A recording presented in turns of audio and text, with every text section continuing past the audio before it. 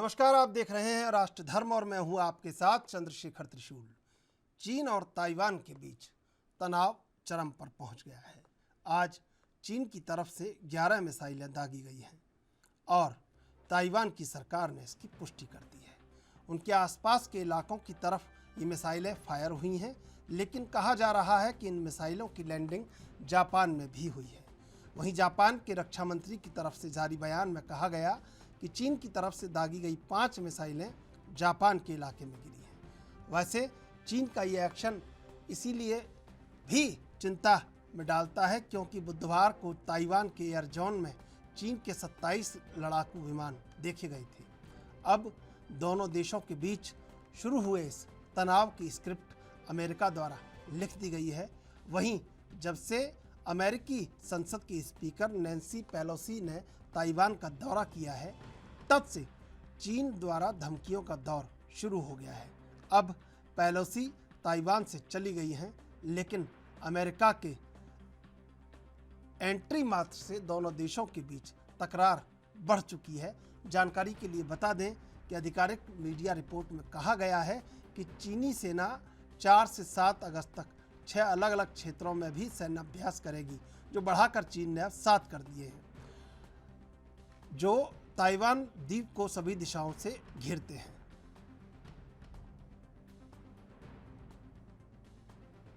कि Nancy Pelosi जो United states के हाउस ऑफ रिप्रेजेंटेटिव्स की स्पीकर हैं, जैसे हमारे लोकसभा के स्पीकर होते हैं, वैसे नैन्सी पेलोसी वहाँ के लोअर हाउस ऑफ पार्लियामेंट की स्पीकर हैं। तो इस लेवल पे, इस स्तर पे, इस ऊंचे स्तर पे जो विज़िट हो रही है यूएसए की तरफ से ताइवान में, ये पिछले कुछ सालों में, पिछले 5 या 6 सालों में सबसे पहली ऐसी विज़िट है। तो इसकी वजह से थोड़ा टेंशन बढ़ गया है यूएस और चाइना के बीच, इसमें कोई शक की बात नहीं है। चाइना ने भी कहा है कि वह कुछ कदम उठाएंगे और उन्होंने आज ही अनाउंस किया है कि मिलिट्री कुछ एक्सरसाइजेज और ड्रिल्स वो करेंगे ताइवान स्ट्रेट में। तो हमें ये उम्मीद है कि ये जो आज का जो प्रकरण है और जैसे हालात हैं, ये आउट ऑफ कंट्रोल ना हो जाए, जिससे यूएसए और चाइना के बीच में ज़्यादा टेंशन बढ़ जाए वगैरह। हमारी उम्मीद यही होनी चाहिए कि ये टेंशन जल्दी से सबसाइड हो जाए और जो पहले के जो हालात थे वैसे ही हालात एशिया में और हमारे नज़दीक, भारत के नज़दीक फिर से हो जाए। बिल्कुल हालात वैसे ही रहे, लेकिन कहीं ना कहीं इस विजिट से जो तनाव था दो देशों के बीच में, इनफैक्ट इसका खामियाजा जो है कई लोग कह रहे हैं कि ताइवान को भी भुगतना पड़ सकता है, जिस तरह मिलिट्री एक्सरसाइजेस चाइना ने शुरू कर दिए। ऐसे में भारत का क्या रवैया होना चाहिए, भारत की क्या पोजीशन होनी चाहिए, भारत किस तरह इस पर रिएक्ट करना चाहिए? देखिए, जो ताइवान का मामला है उस पे भारत का रवैया ये है कि हम एक चाइना रिकग्नाइज़ करते हैं और वो है बीजिंग का चाइना, मतलब पीपल्स रिपब्लिक ऑफ चाइना। हम ये बिल्कुल नहीं मानते कि ताइवान अलग देश हैं, हम उसको स्वीकारते भी नहीं हैं।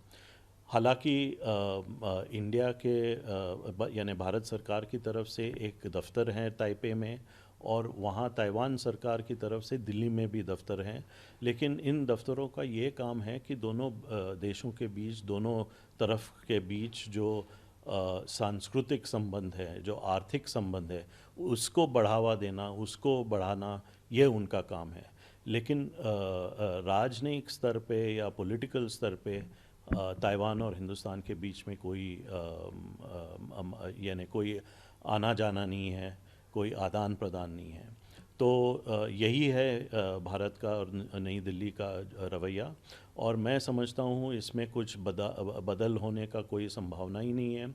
और मैं समझता हूँ कि जो तनाव हुआ है, और ये बिल्कुल इसमें कोई शक की बात नहीं है कि यूएस और चाइना के बीच में तनाव बढ़ गया है। हमको ये उम्मीद हम रखना चाहिए कि ये तनाव जल्दी से आगे कुछ दिनों में इसका हल मिल जाए।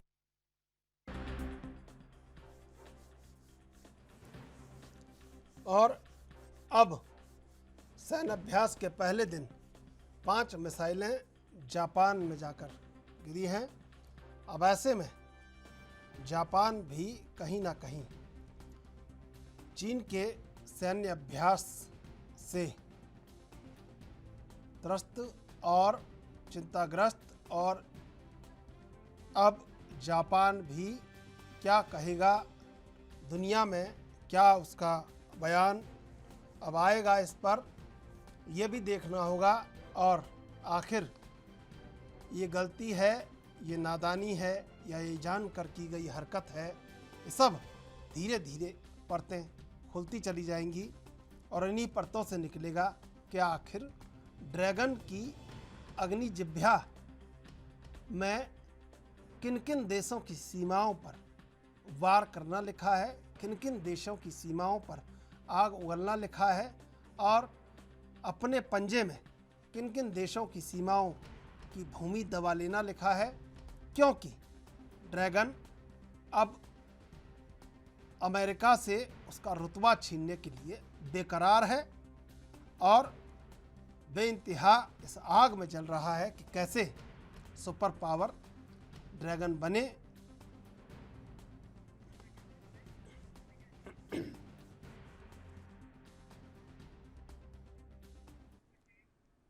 और इसी मुद्दे पर आज चर्चा करेंगे। 3 मेहमान हमारे साथ बने हुए हैं। पीके सहगल, रक्षा विशेषज्ञ; पीयूष पंत, राजनीतिक विश्लेषक; इंदुकांत दीक्षित, वरिष्ठ पत्रकार। आप तीनों का स्वागत है एएनबी न्यूज़ पर। सबसे पहले पीके सहगल साहब आपके पास आएंगे। ताइवान ने तो वो कर दिया है जो करना वर्तमान में लगभग नामुमकिन है और जेलेंस्की को देखने के बाद तो बिल्कुल भी मुमकिन नहीं है, लेकिन ताइवान ने वो कर दिखाया है। और नैन्सी पेलोसी ने क्या किया है ये आप बताएंगे, और चीन जो कर रहा है उसे दुनिया जान ही रही है। तो जापान में जो मिसाइलें जा गिरी हैं, इसे गलती कहें, नादानी कहें, या टेस्ट जिसे कहते हैं ना, कुछ मीटर डालकर देखना कि अब जापान में भी गिरी है तो क्या होगा, देखते हैं। तो होना क्या है दरअसल?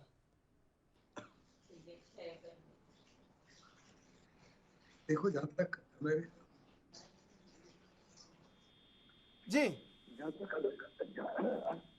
जहाँ तक अमेरिका के स्पीकर नैन्सी पेलोसी का ताल्लुक है, उसने साफ तौर पे चाइना को दिखा दिया है कि हम उनकी ब्लफ को एक्सेप्ट नहीं करते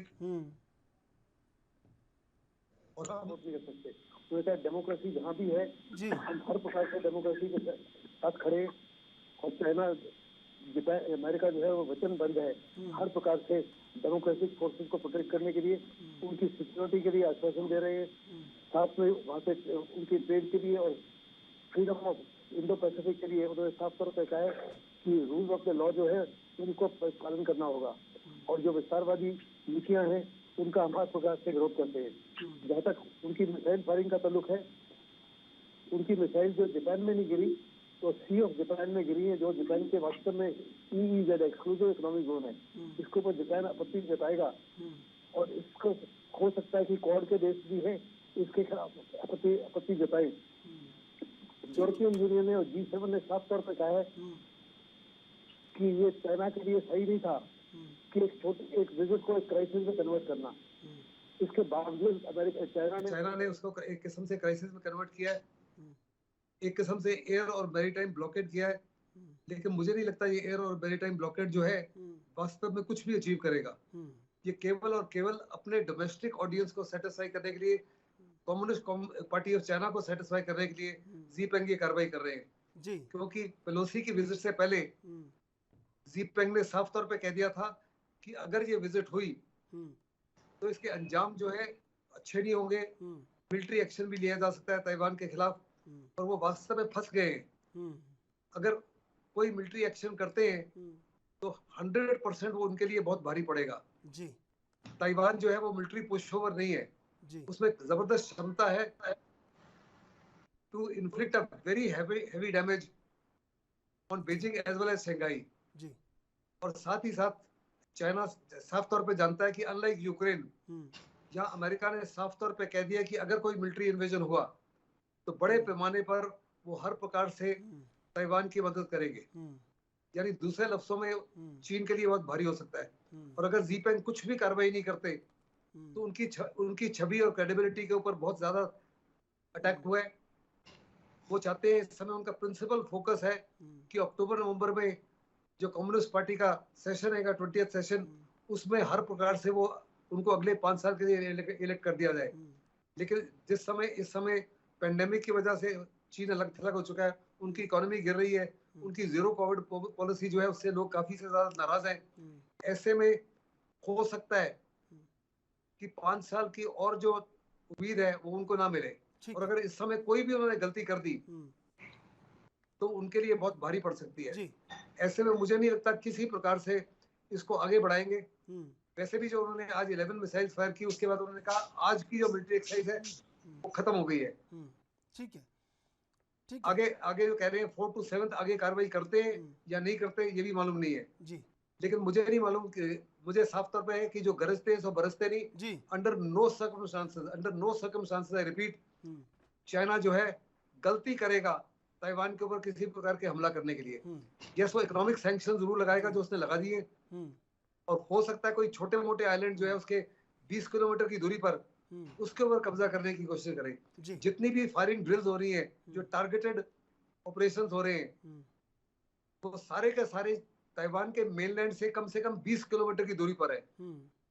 यानी दूसरे लफ्जों में साफ तौर पे कह रहा है कि हम कार्रवाई भी कर रहे हैं और कुछ इस माफी की कार्रवाई नहीं कर रहे, जिससे आपको साफ तौर पे लगे कि हम इन्विजन करने की तरफ बढ़ रहे हैं। ठीक है, ठीक है। इंदुकान जी, मैं आपके पास भी आऊँगा, और पहले मैं पीयूष पंत जी से एक शेर तो मैं आप भी सुनेंगे कि आज तलवार हुई जाती है शाखें उसकी, जंग हवाओं से होनी है शजर जान गया। तो पीयूष जी, ताइवान ने तो बिल्कुल एकदम उस पेड़ की तरह अपनी शाखों को तलवार कर लिया है और हवाओं से जंग के लिए बेताब है। कैसे लगता है ये नज़ारा देखकर?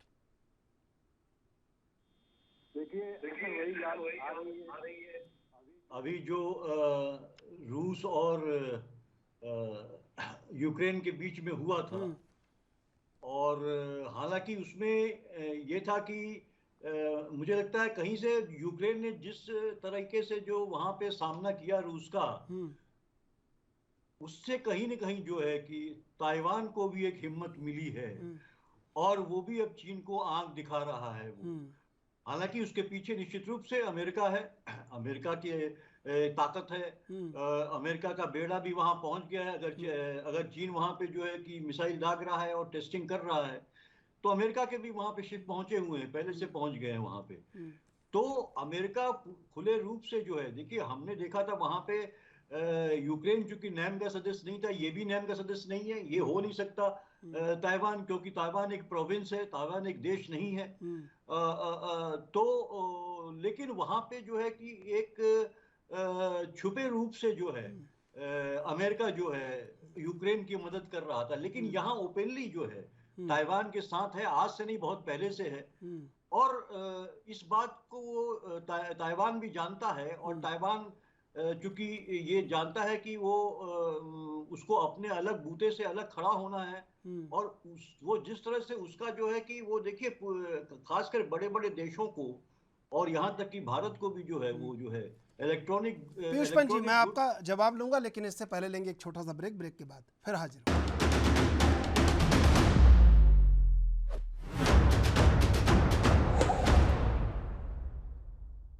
ताइवान ने जो तेवर दिखाया है ये हैरानी का विषय है, और यूक्रेन के बाद ये तेवर दिखाना वाकई में काबिल तारीफ भी है। नहीं, निश्चित रूप देखिए अपनी संप्रभुता को लेके हर देश जो है वो जो है कि वो जागरूक रहता है, और उसको करना भी चाहिए। क्योंकि देखिए भले ही आज यूएन का सदस्य नहीं है ताइवान, क्योंकि वो एक पारंपरिक रूप से मायने में जो है कि वो एक देश नहीं है, वो चाइना का ही एक हिस्सा है, वो एक प्रोविंस है वो। लेकिन वहाँ के लोगों ने एक संविधान दिया हुआ है, वहाँ के लोग, वहाँ की डिफेंस फोर्सेस है, तो वो अपने को एक संप्रभु देश मानता है। और एक संप्रभु देश जो है, जो ये मानता है, वो अपनी संप्रभुता को बनाए रखने के लिए सारे जतन करता है।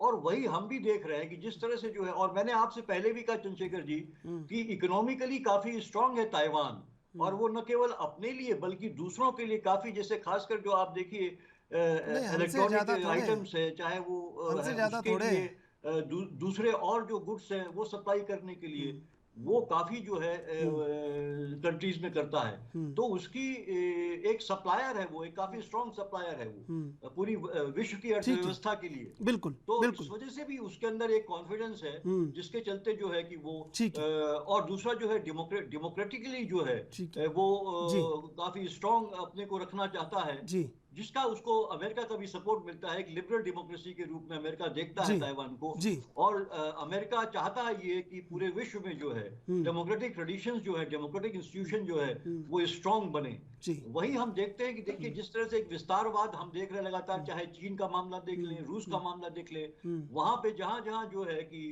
थोड़ा सा विचलन हुआ है, जहां के नेता जो है अपने को उन्होंने एक सम्राट के रूप में बना लिया है, वहां पे विस्तारवाद शुरू हो गया। यही बिल्कुल। रूस में हमने देखा, यूक्रेन में जो आक्रमण था वो विस्तारवाद का एक हिस्सा था। यहाँ पे भी चीन का जो, हालांकि ये चीन का हिस्सा था, मैं आऊंगा आपके लेकिन पास। वो एक डिवाइड हो चुका जी था वहां पे जो है, जी जिसके तहत जो है कि वो अभी जो है वो अपने अपने को ठीक है, अलग एक वजूद, जी ताइवान का एक अलग वजूद है, जी ठीक लेकिन है, उसको चाइना मानता है कि उसी का हिस्सा है, और जापान ने जो है गलत तरीके से दे दिया उसको, जो तो वो जो वो इसके लिए तैयार नहीं है। जी बिल्कुल तो बिल्कुल, ये उसका एक विस्तारवाद है अपने मैं को आऊंगा, अपनाने एक का, बार जैसे क्रम हम पूरा कर लेता हिंदुस्तान हूँ में भी पीयूष जी। देखते हैं। पीयूष जी, हिंदुस्तान में भी हम देखते हैं कि देखिए वृहद भारत की जो एक वृहद भारत की बात की जाती है कि अफगानिस्तान को और नहीं पाकिस्तान अपनी को, बात मत ऑक्युपाइड कीजिए, पाकिस्तान को सबको अपनी मिला बात लो। मत कीजिए, अपनी बात ये मत सब कीजिए। इस हम तरह तो की विशाल tendencies हम हृदय देख रहे हैं, जो विशाल विस्तारवादी हृदय वाले tendencies हैं, हम तो दक्षिणपंथी विशाल हृदय रखते दक्षिणपंथी की हैं। विचारधारा की जो भी सरकारें आ रही हैं, या जो सरकार के जो है हेड आ रहे हैं, वो अपने को विस्तारित करने के लिए जो है इस तरह के नहीं नहीं, प्रयास कर ताइवान रहे से मत हैं, जोड़िए अपने जिसका आप को, अपने को मत जोड़िए ताइवान से। अपन तो विशाल हृदय वाले लोग हैं। पीके सहगल जी समझ रहे होंगे इस बात को। इंदुकान जी, मैंने एक शेर नहीं, तो सुनाया था आपको। वाले भी ताइवान इंदुकान जी, वो मैं आऊँगा। भी पीयूष जी, डेमोक्रेटिक लोग हैं। पीयूष जी मैं आऊँगा। इंदुकान जी, मैंने शेर सुनाया था और उसी परिप्रेक्ष्य में मेरा ये सवाल है कि एक छोटे से पेड़ ने बगावत का इतिहास लिख दिया है, परचम फहरा दिया है। वटवृक्ष इससे क्या सीखे, वटवृक्ष इससे क्या महसूस करे? थोड़ा तो महसूस करना चाहिए। बिल्कुल चंद्रशेखर जी, आपने जो ये सवाल और शेर के माध्यम से उठाया है, ये एक बहुत बड़ी सीख है वटवृक्ष के लिए, कि एक छोटा सा देश जो देखने में जियोग्राफिकली कितना छोटा सा देश है, लेकिन उसका क्या महत्व और उसकी क्या शक्ति है, इसके बारे में बहुत अच्छे से एक्सप्लेन किया सहगल साहब ने। और निश्चित तौर पे जियोग्राफिकली छोटा दिखता है, लेकिन आर्थिक तौर पे, सैनिक तौर पे वो एक बड़ा शक्तिशाली देश है। और उसकी शक्ति का एक बहुत बड़ा कारण ये भी है कि उसने पहले से स्पष्ट रखे अपने जो विदेशी संबंध हैं कि हमें किसके साथ कैसा रिश्ता रखना है। और यही कारण है कि उसके साथ अमेरिका और अमेरिका के साथ नाटो के तमाम देश उसके पीछे खड़े हैं सदा। और जैसा सहगल साहब ने और पंत जी ने भी कहा कि यहाँ पे यूक्रेन जैसे मदद करने की बात नहीं है, यहाँ पे सीधे उसके साथ खड़े होकर युद्ध लड़ने की स्थिति है अमेरिका की। और ठीक है, लेकिन होता क्या है, जैसे भगवान श्री कृष्ण ने गीता में कहा है कि भगवान भी उसी की मदद करते हैं जो स्वयं अपने हित की लड़ाई लड़ने के लिए आगे अग्रसर होता है। देखिए, हम लोगों ने, चीन ने जब पाकिस्तान के माध्यम से हमारे इतने बड़े इलाके पे 48,000 वर्ग किलोमीटर पे लद्दाख के इलाके पे कैप्चर कर लिया, तो हम बिल्कुल मौन रहे कि हम क्या कर सकते हैं, वो तो पाकिस्तान के कब्जे में था। और जिस वटवृक्ष की बात आपने किया, वो वटवृक्ष इस समय के जो रणनीतिक समाज है विश्व का, दुनिया का परिप्रेक्ष्य है, उसमें कई वटवृक्ष हैं जिन सभी के लिए इसमें सीख है छिपी हुई। अगर डोकलाम में भी हम लोगों ने डट का मुकाबला नहीं किया होता तो वहां भी कैप्चर हो गया होता, जहां अभी फिर कहानियां आ रही हैं कि भूटान से उन्होंने परस्पर कोई समझौता कर लिया है चीन ने। आज देखिए कि अगर गलवान में भी भारत की फोर्सेस ने अपने राजनीतिक नेताओं के नेतृत्व में मुकाबला नहीं किया होता तो चीन के देख रहे एटीट्यूड और उसकी प्रवृत्ति क्या थी। जब हमने कुछ हाइट्स को कैप्चर किया तब तो वो समझौता करके प्योंगयान से थोड़ा पीछे हटे, नहीं तो वहां से भी पीछे नहीं हटते, उनकी पूरी रणनीति तय थी। और आप देखिए फिर से वो स्ट्रक्चर्स बना रहे हैं। लेकिन एक चीज इसमें और बहुत महत्वपूर्ण है भारत के लिए, मेरा ये मानना है, इस पे सहगल जी और पंडित जी बेहतर बताएंगे शायद, कि अगर चीन ने कोई गुस्ताखी की ताइवान के सामने, जो लगता है कि एक सीमा तक वो जा रहे हैं अपनी इज्जत बचाने के लिए, चूंकि ली को अपने 5 साल का और चाहिए एक्सटेंशन, 2017 में मिला था और अब ड्यू है इस साल के अंत में, और उन्होंने एक बयान जो दे दिया वो बड़ा खतरनाक दे दिया कि अगर किसी भी कीमत पर नैन्सी पेलोसी आएंगी तो चीन बिल्कुल सैनिक कार्रवाई करेगा। ये शब्दावली थी, थोड़ी अलग शब्दावली हो सकती है लेकिन यही नियत साफ थी। दुनिया को उन्होंने यही मैसेज दिया डराने के लिए। अब क्या हुआ, नैन्सी पेलोसी आई और चली भी गई, उनका स्वागत सत्कार भी हो गया। अब बेचारा चीन करे तो क्या करे, अब इज्जत बचाने की एक्सरसाइज वो कर रहा है। लेकिन इसमें कहीं भूल से भी उसने कुछ भी गलती कर दी रणनीतिक, और वहां अगर मोर्चा खुल गया ताइवान वर्सेस चाइना, फिर उसके निश्चित तौर पर क्वाड के तौर पे भारत, ऑस्ट्रेलिया, जापान भी उस युद्ध में जुड़ेंगे और नाटो का भी सपोर्ट आएगा, तो चीन इस तरह से वहां घिरेगा कि उसके लिए कल्पना से अतीत होगा, कल्पनातीत होगा। और इसका सीधा लाभ बेनिफिशियरी भारत भी होगा, क्योंकि भारत बहुत दिन से ये प्रतीक्षा में है कि चीन को सबक सिखाने का कोई अच्छा अवसर मिले। और जैसे ही वो उस टारगेट पे फंसेगा तो भारत के लिए अपने लद्दाख में और अरुणाचल की सीमाओं पर चीन को ठिकाने लगाना थोड़ा आसान हो जाएगा। और इसका एक और परिणाम देखिए, मैं एक बात कहकर अपनी बात खत्म करूंगा, कि अगर उधर मोर्चा खुल जाता है, जिसकी चांसेस बहुत कम है कि ऐसा कोई भी काम करेगा चीन, अगर थोड़ी भी बुद्धिमानी से चलेगा तो, लेकिन अगर करता है तो रूस और यूक्रेन की जो लड़ाई चल रही, मोर्चा खुला है, वहां रूस के लिए भी बड़ा एक रिलीविंग पॉइंट क्रिएट होगा।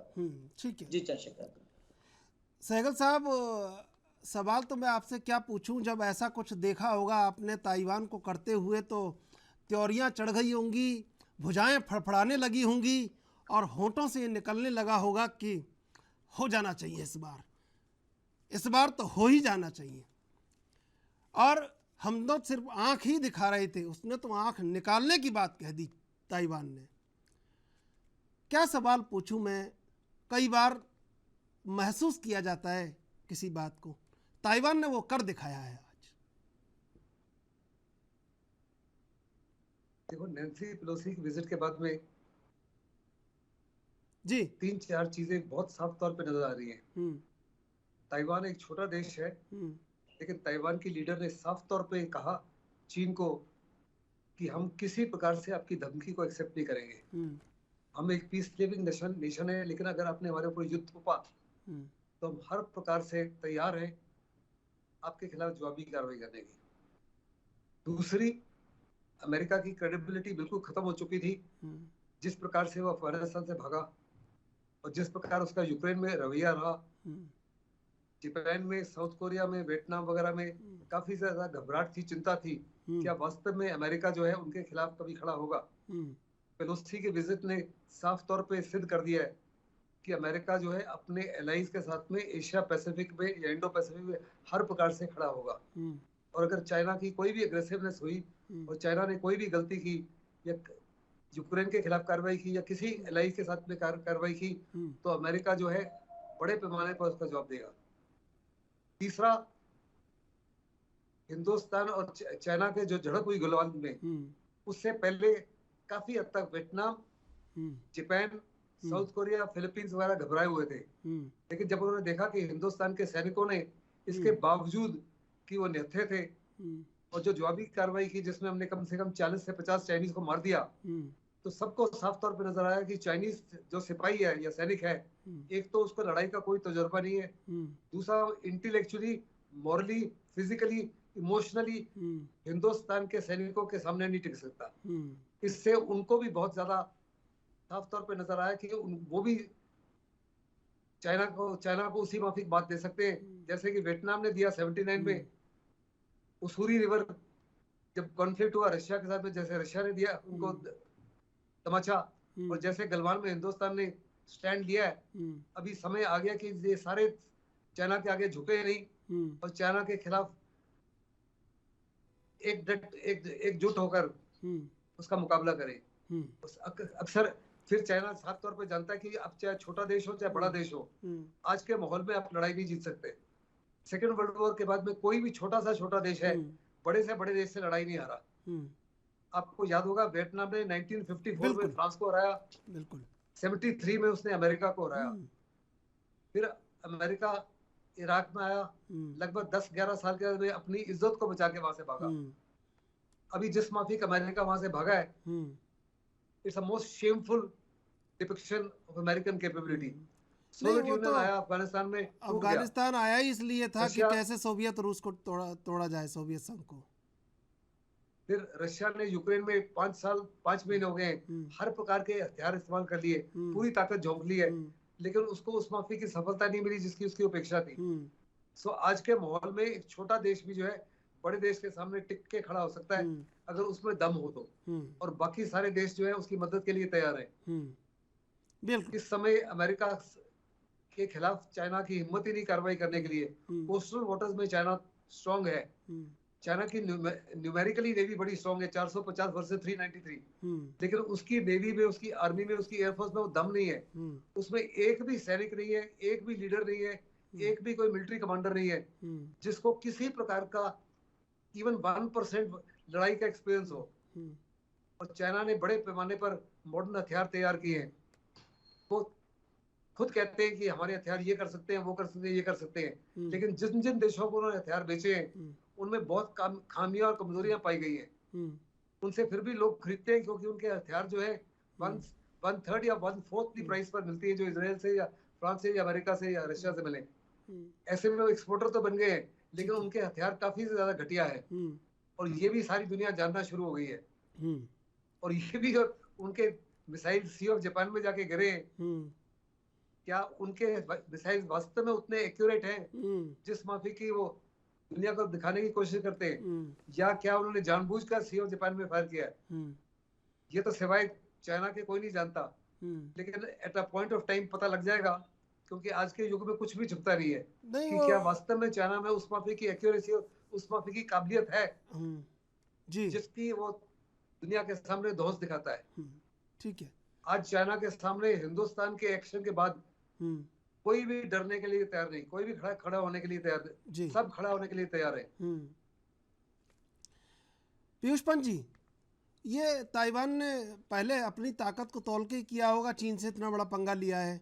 अमेरिका तो कह रहा है कि मैं साथ हूँ, सब कह रहे हैं, यूक्रेन देख ही लिया है, ताइवान ने ऐसा तो नहीं होगा, नहीं देखा होगा, नाटो साथ है, सब साथ हैं, ये साथ कहने का तो दावा है सबका, आ भी जाएगा अमेरिका, लेकिन पहले अपनी ताकत तौल ली होगी और अपने हौसले और अपनी हिम्मत से ही कहा होगा चीन से लड़ने के लिए।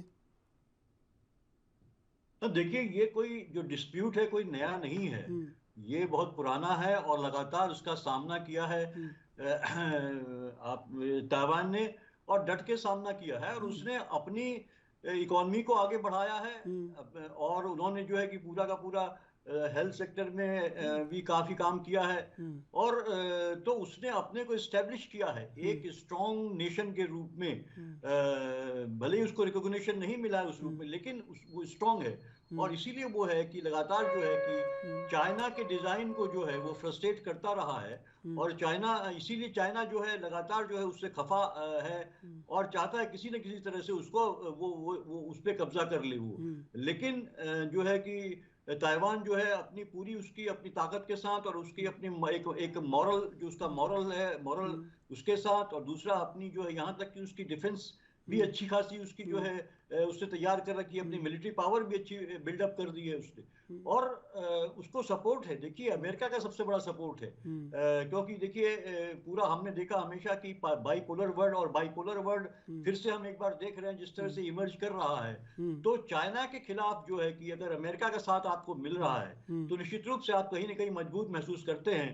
और जो आपने बात कही थी कि कैसे एक शाख जो है या पत्ता कैसे हिलने लगता है, और एक जो है बड़े वृक्ष को कैसे चुनौती देने लगता है, तो वो निश्चित रूप से कहीं ना कहीं जो उसको ऑक्सीजन मिल रही है, वो जड़ से ऑक्सीजन मिल रही है उसको, और वो जानता है कि वो खड़ा रहेगा उसके सामने। तो उसका अपना, मैंने आपसे पहले भी कहा, एक संप्रभुता का सवाल होता है, कितना भी छोटा देश हो। हमने देखा यूक्रेन के मामले में, देखा किस तरह से लोग वहां पे जो है, वहां पे लोग चाहे वो सेलिब्रिटी हो चाहे आम लोग हो, सब जो है आके हथियार लेके, ट्रेनिंग ली उन्होंने, हथियार लेके और सामना किया सेना का। तो ये जो एक अपनी देश के प्रति एक जो प्रेम होता है, ये असली प्रेम होता है, जहां लोग आ गए। उन्होंने जो है कि रूसी सेना को काफी फ्रस्ट्रेट किया। अगर आप पूरा आकलन कीजिए और देखिए किस तरह नागरिकों ने जो है, उनका एक बहुत बड़ी भूमिका थी यूक्रेन में नागरिकों की जी, उन्होंने जो है किस तरह से जो है सामना किया, और जो है कि वहां पे जल्दी जल्दी ट्रेनिंग लेके जो है कि वो हथियारों को चलाना सीखा और उसका इस्तेमाल किया, जिससे कि रूसी सेना को फ्रस्ट्रेट किया उन्होंने, वहां पे उनको वापस लौटना पड़ा वहां पे। तो ये देखिए, ये जब तक देश पे ये मॉरल बल होता है और ये एक देश प्रेम की जो भावना होती है, वो ये होती है। तो वही मुझे यहाँ पे जो है कि ताइवान में भी है, और ताइवान में जो है देखिए, एक चूंकि जापान से भी उसकी करीबी है, तो एक जो जापान का कल्चर है अंदर जो है कि अपने देश के लिए मेहनत करना, अपने देश को आगे बढ़ाना, और किसी भी उसका सामना करने के लिए, तो ये राष्ट्र प्रेम की भावना होती है। वो अपने काम में भी उसको पूरा करना, जैसे जापान में संस्कृति रही है, तो वो उसकी वजह से ताइवान काफी मजबूत है। और ताइवान इसीलिए जो है चीन से डरता नहीं है, और चीन को लगातार चुनौती वो भी दे रहा है। जी जी। इंदुकान जी, आपके पार्श्व में से मुझे शंखनाद सुनाई दिया और ऐसा लगा कि अर्जुन कह रहे हैं, पार्थ कह रहे हैं, अर्जुन हथियार उठाओ, सामने बिल्कुल शत्रु है। पार्श्व में से शंख ध्वनि ही सुनाई दी थी या कुछ और था? नहीं, शंख ध्वनि सुनाई पड़ी और बिल्कुल समय से सुनाई पड़ी। आप देखिए, और बिल्कुल जैसा ही शंखनाद हुआ, मुझे लगा कि अर्जुन हमसे भी, पार्थ हमसे भी कह रहे हैं कि अर्जुन उठाओ हथियार। ये बिल्कुल करिश्मा हुआ एकदम डिबेट करते समय कि शंखनाद होने लगा। ये बड़ा आश्चर्य है कि मैं जिस बात को कह रहा था उसकी पुष्टि हो गई। लेकिन आप लोग ताइवान में नहीं है, आप लोग भारत में है। वो इसीलिए तो कह रहे हैं हमें भी तो उठाना होगा, हमें भी तो उठाना होगा। पीयूष जी, सहगल साहब, हमें भी तो उठाना होगा हथियार। हमारा आक्रमण का इतिहास नहीं है, लेकिन कब तक नहीं होगा। नहीं, हम शांतिदूत बने रहेंगे तो ऐसा नहीं कि आक्रमण हो। जी, मैं आ रहा हूँ इंदुकान जी, सहगल साहब कुछ कहना चाहिए। वन चाइना पॉलिसी, हिंदुस्तान को चाइना को साफ तौर पे बोलना चाहिए कि जैसे चाइना की वन चाइना पॉलिसी है, हिंदुस्तान की भी वन इंडिया पॉलिसी है। जी, वो कहता है अरुणाचल उसका हिस्सा है, वो कहता है हिंदुस्तान के जो सेंट्रल हिमाचल एरियाज में वो उसके हिस्से है, वो कहते हैं लद्दाख के कई इलाके जो है वो उसका हिस्से है, वो कहता है पीओके हिंदुस्तान का हिस्सा नहीं है। अगर वो हमारी वन इंडिया पॉलिसी को नहीं एक्सेप्ट करता, तो हम उसकी वन चाइना पॉलिसी को क्यों एक्सेप्ट करें? बस मैं इसी जवाब का इंतजार कर रहा था सहगल साहब कि आपके यहाँ से जवाब आएगा। आप ही जवाब। पाकिस्तान को हर प्रकार से लैस कर दिया है, मिसाइलों के साथ में, शिप्स के साथ में, पत्थरबंद गाड़ियों के साथ में, टैंक्स के, सबमरीन्स के। वियतनाम और ताइवान हर प्रकार से हिंदुस्तान से सहायता मांग रहा है in terms of military weapons. वो कहता है हमको पृथ्वी वन मिसाइल दे दीजिए, जो शॉर्ट रेंज मिसाइल है, हमको ब्रह्मोस दे दीजिए।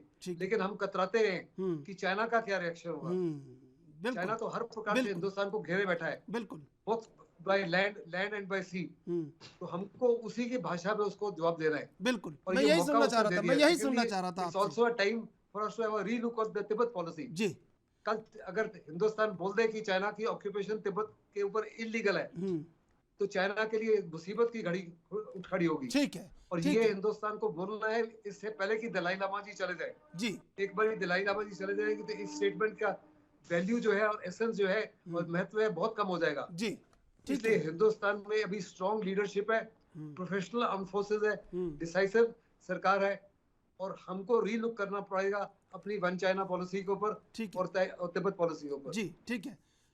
इंदुकान जी, शंखनाद से आगे क्या? देखिए, चीन जो भी सहगल साहब कर रहे थे, मैं उसी बात को पहले आगे बढ़ाना चाहूंगा कि देखिए, one belt one road policy जब काम शुरू किया चाइना ने, तो भारत ने जो दुनिया एक तरह से चाइना के नेतृत्व में एकजुट हो रही थी इस प्रोजेक्ट को लेकर के, उसका न सिर्फ विरोध किया, तमाम मंचों पर उसको एक्सपोज भी किया चाइना को कि ये किस तरह की हरकत कर रहा है। और ये भारत की एक सफलता ये भी थी रणनीतिक कि पीओके में एक माहौल क्रिएट करने में भारत सफल हुआ कि चीन जो ये हरकत कर रहा है ये पीओके के हित में बिल्कुल नहीं है ये प्रोजेक्ट। और इस तरह से उसके प्रोजेक्ट में जितना संभव था भारत सरकार ने काम किया। अब आप ऐतिहासिक तौर पे देखिए जो अभी सहगल साहब कह रहे थे। जी, हिस्सा मान लिया, इससे बड़ी ऐतिहासिक भूल हो नहीं सकती। इसी तरह से जब जब भी चीन के और भारत के हित सामने आए, आपको मालूम है कि संयुक्त राष्ट्र में सुरक्षा परिषद की सीट ऑफर हुई थी भारत को, वो हमने चीन को दिलवा दी अपनी मित्रता के नाम पे। चाउन लाई को कंधे पे बैठा के दिलवा दी हमने सीट। ऐसी भयानक भूलें ऐतिहासिक अक्षम्य होती हैं, और इतिहास में ऐसे अवसर बहुत कम चंद्रशेखर जी आते हैं जब आपको सुपरसीड करने का मौका मिलता है अपने आस पड़ोस के तमाम शक्तियों के खिलाफ।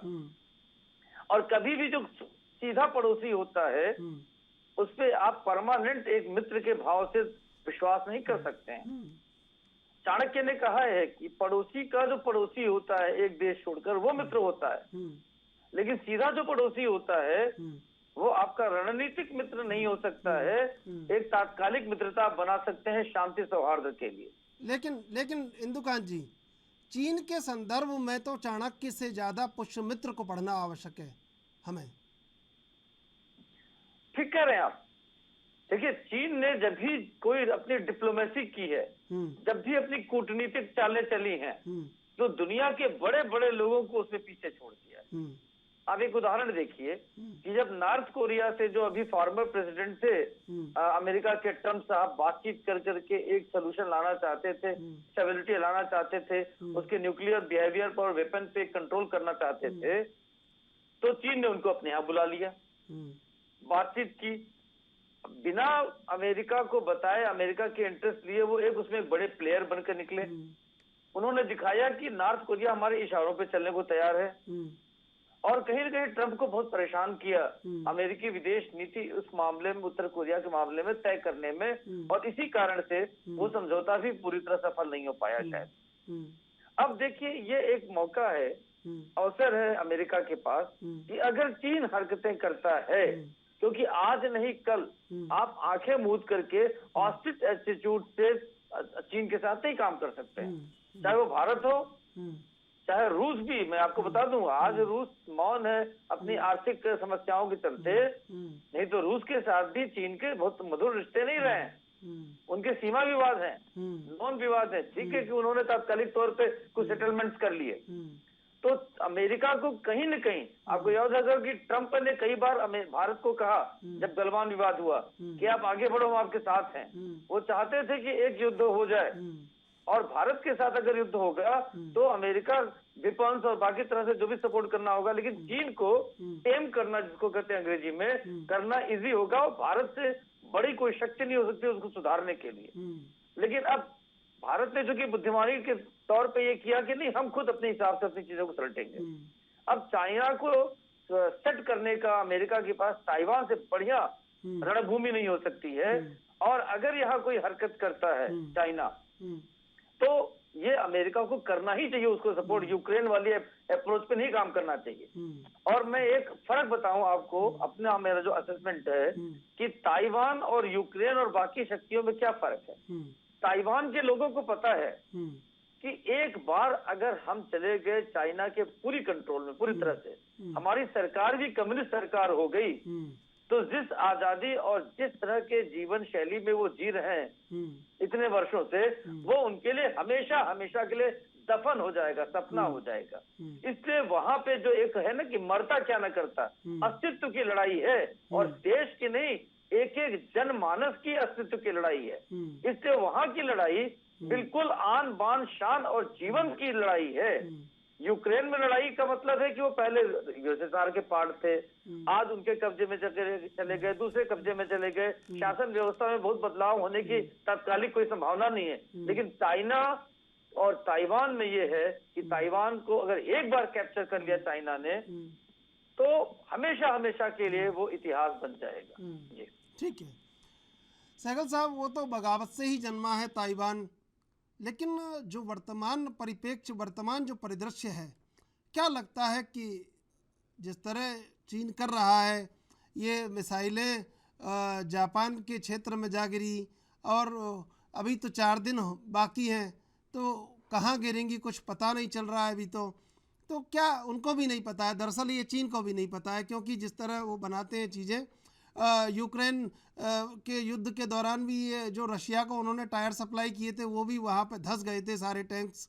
तो क्या लगता है कि चीन सधे हुए कदमों से चल रहा है या सिर्फ गर्दन ऊंची करके अकड़ दिखाने के लिए ज़मीन पर बिल्कुल नहीं देख रहा है, और ज़मीन नहीं है ये समुद्र है, ये समझना होगा युद्ध के क्षेत्र में उसे इस बार?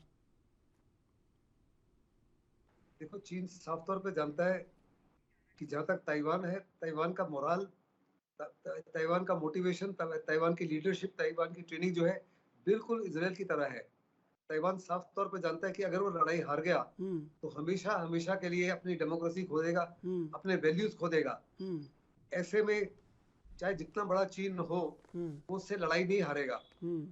अगर आप देखो, इजराइल टोटल स्ट्रेंथ 7 मिलियन है, उसके आसपास जो 110 मिलियन दुश्मन थे, उसके बावजूद भी कोई भी दुश्मन उसको पराजित नहीं कर सका, चाहे वो अकेले हो, चाहे वो सारे के सारे मिलकर लड़ाई करें।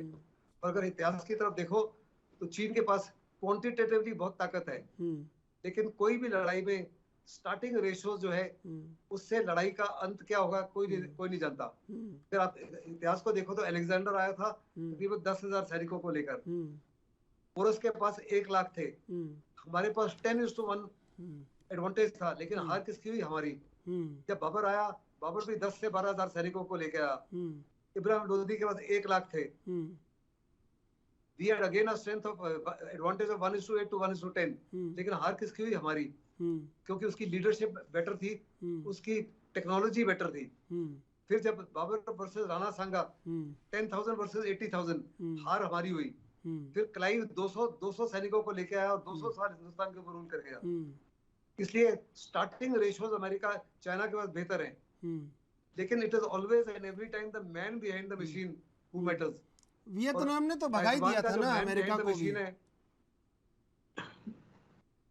वियतनाम ने भी 14 million versus about 250 million of Americans, उनको हराया। अफगानिस्तान में भी it was only about 25 to 30 million people who defeated the American army or who defeated the Soviet Union। इसलिए स्टार्टिंग रेशियोज जो हैं वो युद्ध के अंत किस तरह होगा उसको डिसाइड नहीं करते जी। अगर आप देखो तो रशिया के पास कितने जबरदस्त रिसोर्सेज हैं वीजा वी यूक्रेन, लेकिन उसने कुछ भी जो उसके इनिशियल वॉरिंग्स में थे उसमें एक भी उसको में सफलता नहीं मिली। बाकी देश जो नेटो देश थे उनको आने में काफी समय लगा, लेकिन उसको लगता था कि पहले 48 to 72 आवर्स वो यूक्रेन के घुटने टिका देगा।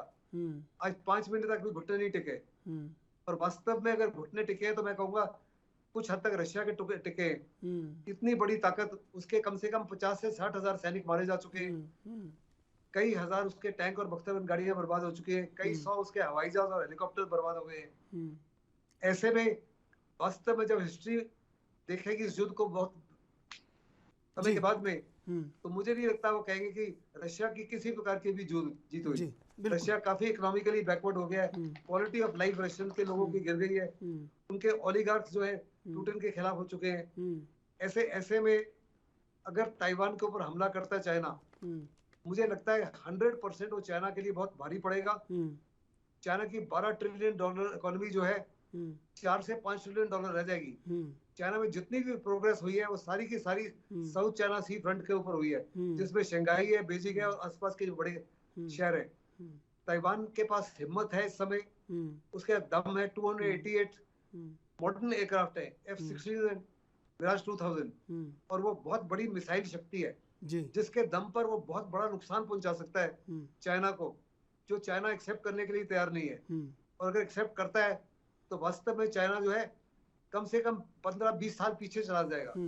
और उसके जो ख्वाब है कि 2049 तक दुनिया का सबसे बड़ा इकोनॉमिक शक्ति बने या एक सुपर पावर बने, उसमें बहुत जबरदस्त झटका लगेगा। ऐसे में मुझे नहीं लगता वो किसी प्रकार की गलती करेंगे, गरजेंगे जरूर लेकिन बरसेंगे नहीं।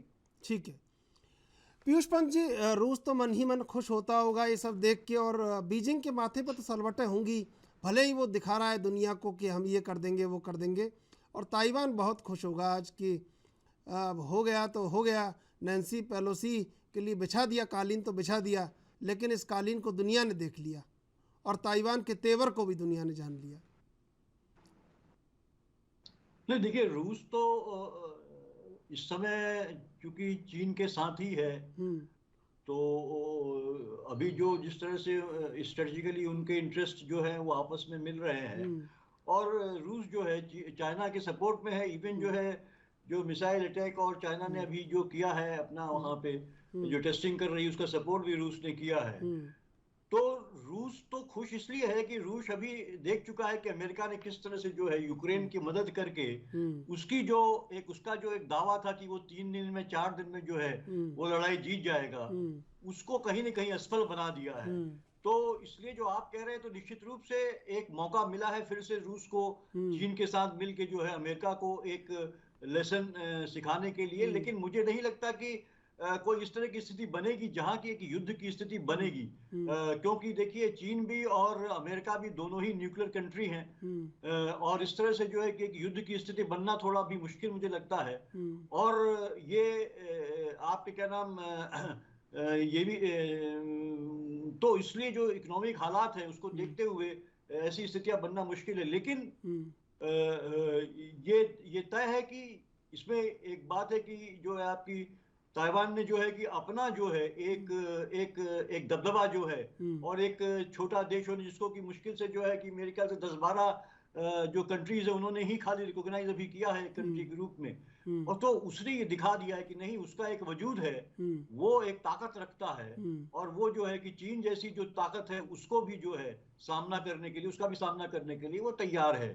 तो निश्चित रूप से ये उसने दिखाया है। और मुझे जैसे मैंने आपसे पहले भी कहा कि अभी और देखिए सहगल साहब ने भी ये बात कही थी कि आजकल छोटे देश भी जो है उनको छोटा आंकना थोड़ा जरा गलती है।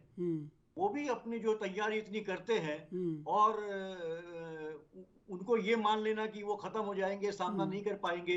दूसरा देखिए, चूंकि न्यूक्लियर वेपन सबके पास है, बड़ी बड़ी कंट्रीज जो भी हैं, तो युद्ध की संभावना टल जाती है और डिले की टैक्टिक्स अपनाई जाती है।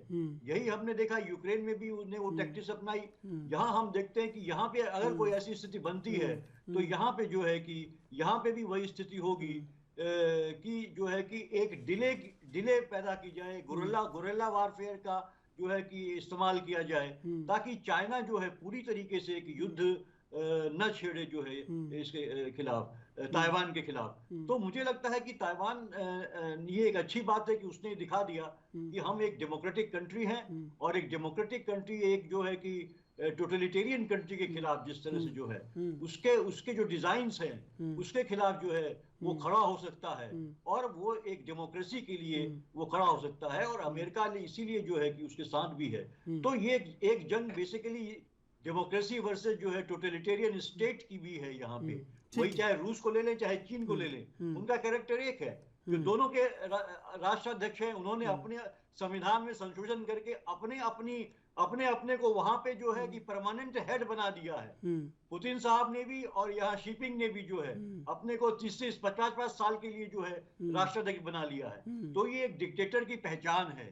तो वो एक लड़ाई यहाँ पे दरअसल जो है डेमोक्रेसी और डिक्टेटरशिप के बीच में भी है। जो अमेरिका और जो है कि ताइवान जो है वो एक डेमोक्रेटिक कंट्री है जो उसके लिए खड़े हैं, और वहीं पे जो है रूस और जो चीन है वो एक डिक्टेटरशिप जो है वहां पे वन मैन रूल है, वहां पे वन पार्टी रूल है, वहां पे दोनों जगह जो है वो एंटी डेमोक्रेटिक कंट्रीज है। तो उसके बीच में भी जंग है, और इसीलिए मुझे लगता है कि एक कहीं ना कहीं समर्थन अमेरिका और जो है कि ताइवान को मिलेगा, यूरोप से मिलेगा और दूसरी कंट्री से मिलेगा, जो भी डेमोक्रेटिकली डेमोक्रेसी पसंद करती है जो देश, उनका समर्थन उन्हें मिलेगा। जी इंदुकान जी, आने वाले अब जो आने वाला समय है 48 घंटे हैं, उनमें जो बयान आएंगे कई देशों के, ताइपे ने कह दिया हम जंग के लिए तैयार हैं, अमेरिका ने समर्थन के लिए कह दिया है, लेकिन बड़ी निगाह होगी कि जो बयान अब आने वाले हैं कौन देश क्या बयान देता है, तो बड़ी सधी हुई निगाहें इस समय रहेंगी। चंद्रशेखर जी देखिए, ये जो एक प्रसिद्ध कविता है इकबाल की, उसकी जो लाइन है कि कुछ बात है कि हस्ती मिटती नहीं हमारी, सदियों रहा है दुश्मन दौरे जमा हमारा, ये बिल्कुल सटीक लागू होता है ताइवान जैसे देशों पर। और ये भारत के लिए लिखा गया था, लेकिन इससे ज्यादा वियतनाम और ताइवान जैसे देशों ने करके दिखाया है। आपने सही उदाहरण दिया। देखिए वियतनाम ने कैसे पटखनी दिया अमेरिका जैसे सुपर पावर को, और उसको लिटरली वहां से भागना पड़ा। और ताइवान भी ऐसी चुनौती दे रहा है।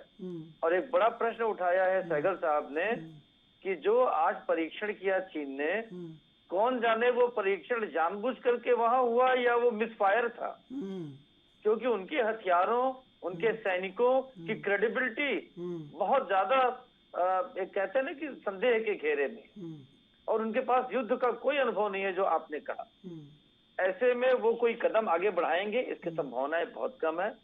और सहगल साहब की इस बात से भी मैं सहमत हूँ कि जो बादल गरजते हैं वो बरसते नहीं है, और वो गरज रहे हैं सिर्फ, और इससे आगे वो बढ़ेंगे नहीं, क्योंकि वो अपनी स्थिति को समझते हैं।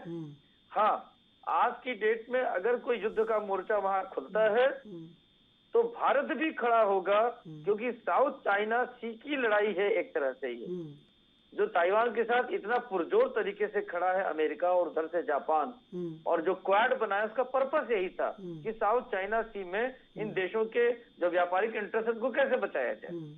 और यही मौका है जिसपे सारे ये देश एकजुट खड़े होंगे, और इस चीज को चीन बहुत अच्छे से समझता है। अब भारत को ये करना चाहिए, मेरा ये मानना है कि वक्त न गंवाते हुए चीन के खिलाफ और सख्ती बरतनी चाहिए। और जैसा सहगल साहब ने और पंत जी ने कहा, तिब्बत को, तिब्बत के ताइवान को लेकर के अपनी नीति को रिव्यू करना चाहिए।